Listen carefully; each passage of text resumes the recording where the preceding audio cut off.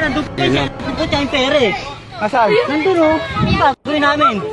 Sabag na. Hindi mami papayag na hindi Nasunog guys yung sinasakyan namin bus dito guys. Huwag na, Bea. Sa loob. Huwag na. Huwag na, Bea.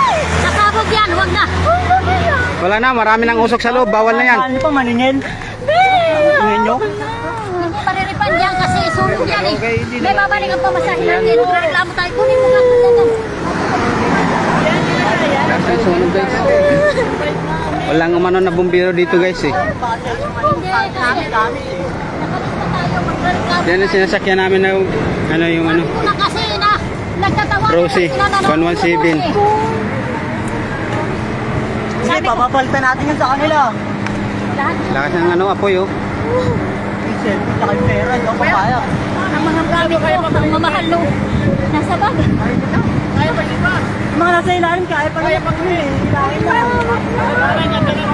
Malakas yung usok sa loob. Mas umabok pa yan. Balik ko ba? Lakas oh. Lakas ng usok. Wala na. Hindi na talaga si mano yung ano. Tuloy-tuloy na yung pag ano. Ng apoy. Hindi kasi sa likuran nag-uumpisa, mainit eh. Ayan guys oh. Guys, itong sunog guys naganap dito sa may anong tulo sa Dan, hatakin mo yun, baka buti ng apoy. Kahit man lang yung Ano? memory natin. sobrang lakas ng sunog ng kinasakyan ng bus. Biyahe ito papuntang Samar. Yung balik taas.